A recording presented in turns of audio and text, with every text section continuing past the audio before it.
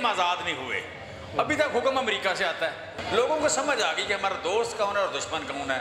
लोगों को समझ आ गई कि हम गरीब क्यों हैं। पहले इत्तेहाद बना के गुजारा कर लेते थे, अब इत्तेहाद बन के भी वोट नहीं है। अब मुगालता को नहीं रहा, फिक्री मुगालते ख़त्म हो गए। अपने मुल्क के लिए उन्होंने कवानीन और रखे हैं।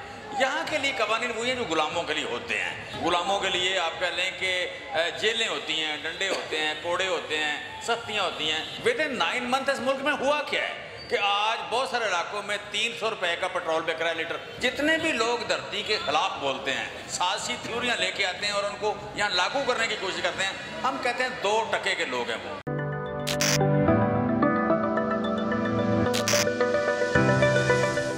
जी अस्सलाम वालेकुम सर। अस्सलाम जी। सर कैसे हैं? जी मैं ठीक हूँ, बिल्कुल ठीक हूँ अल्हम्दुलिल्लाह। सर इस मुल्क में जो भी इस पाक धरती की वफादारी के लिए खड़ा होता है उसके लिए ये ज़मीन तंग की जा रही है, क्या कहेंगे इस पे? मैं समझता प्रैक्टिकली हम आज़ाद नहीं हुए।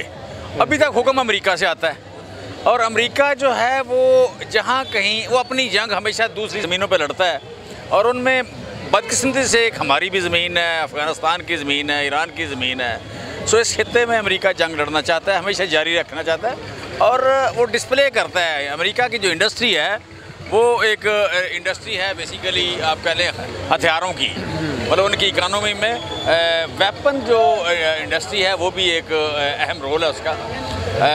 मशीनरी, प्रोपेगेंडा मशीनरी जो है उसका बड़ा रोल है, CNN वगैरह ये वो। इसी तरह आप देखें तो IT इंडस्ट्री जो है उसका फ़ायदा भी है, लेकिन आप कह लें कि वो भी यही काम करती है।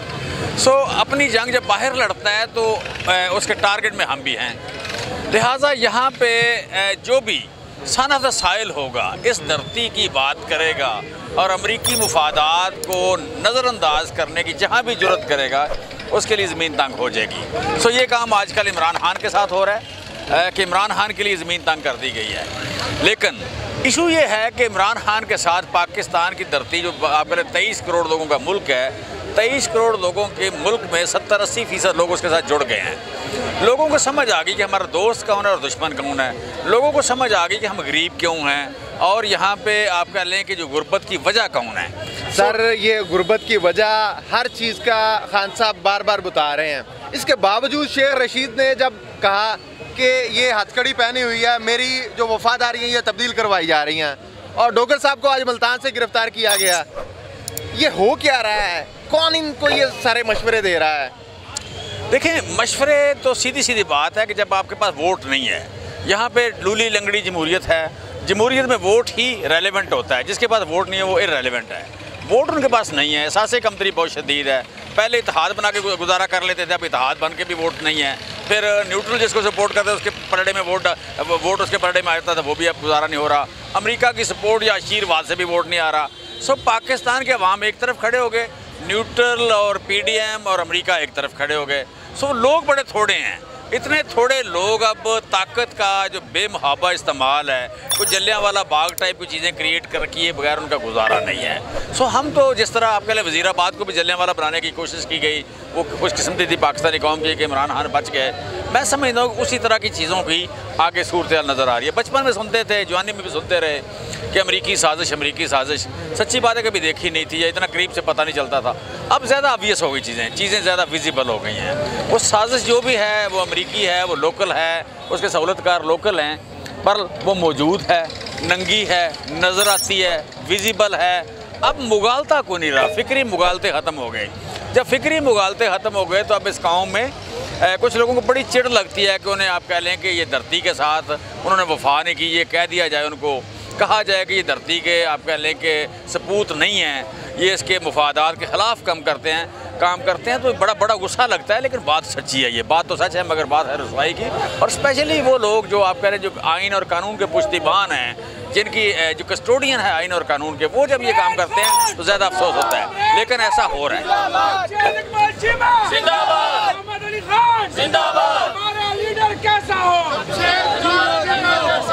अच्छा सर, मेरा सवाल ये है कि ये नौजवान अगर खामोशी से अमेरिका में, UK में, कनाडा में जाके बैठ जाए तो ठीक है। अगर ये नौजवान इस धरती के साथ वफा की बात करता है, उसे गद्दार कहा जाता है। मसलन शहबाज गिल, उन्होंने प्रेस कॉन्फ्रेंस में कहा कि अगर मैं अमेरिका में यूनिवर्सिटी में वहाँ पे टीचिंग के शोबे से, जो अंबिया का शोबा है, उससे जुड़ा रहता तो मुझे अमेरिका या पाकिस्तानी इंडियन भी मुझे गद्दार नहीं कोई कह सकता था।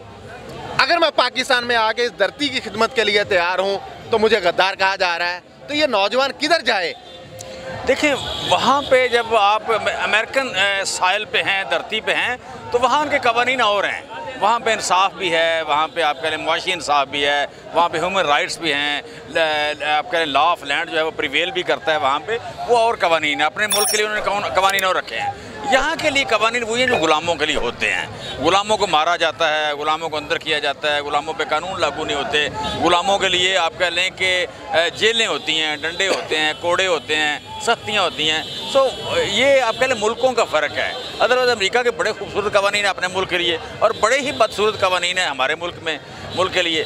देखने वाली बात यह है कि हमें अमेरिका से गिला नहीं है, हमें गिला है कि जो अमेरिका के सहूलतकार हैं, जो रहते खाते इस मिट्टी का है, जिन्होंने नमक इस मिट्टी का खाया है और इस मिट्टी उनका वो नमक उन पे असर नहीं कर रहा, वो नमक हरामी कर रहे हैं बाकायदा।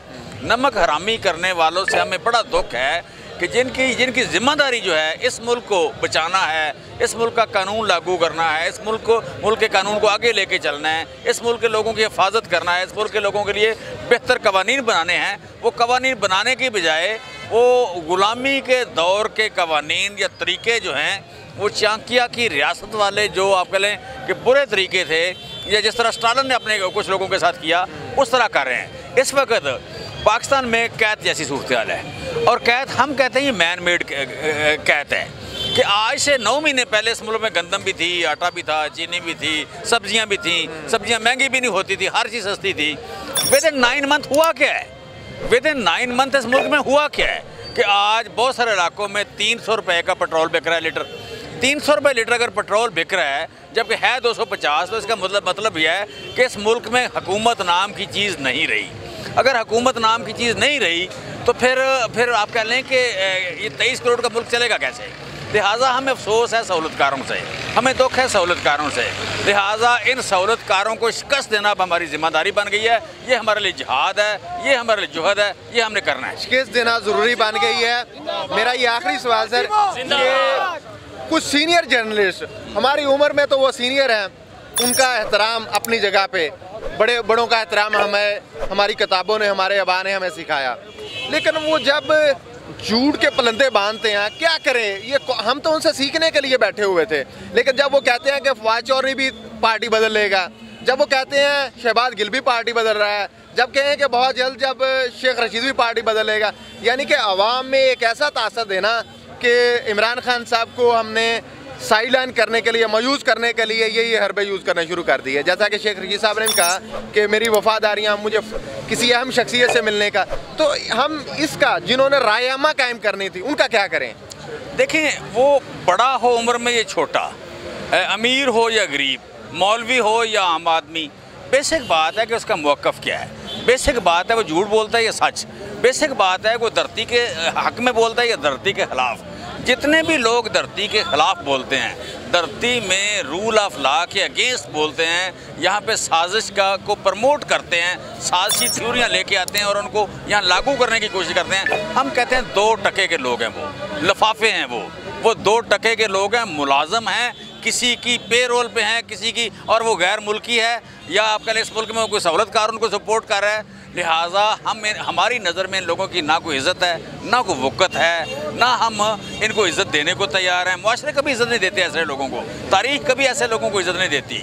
ये आप कह लें कि मीर जाफ़र हो, सादक हो, इस्तारे जिस तरह के चलते हैं, वो हमारी धरती में माशाल्लाह बड़ी बड़ी फरावानी से पाए जाते हैं। लिहाजा हम उसी तरह इनको याद करेंगे, तारीख़ उनको दूसरे नाम से याद नहीं करेंगे। तारीख इन्हें दूसरे नाम से याद नहीं करेगी। नाज़रीन, फैसला आपने करना है, अवाम ने करना है। इस पाक धरती सब्ज़ हलाली परचम की नामूस को कौन पामाल कर रहा है, कौन इसका हकीकी किरदार अदा कर रहा है। इसी के साथ मुझे अपने मेज़बान के आज़ाद को इजाज़त दीजिए। देखते रहिए नवाइल इंसान।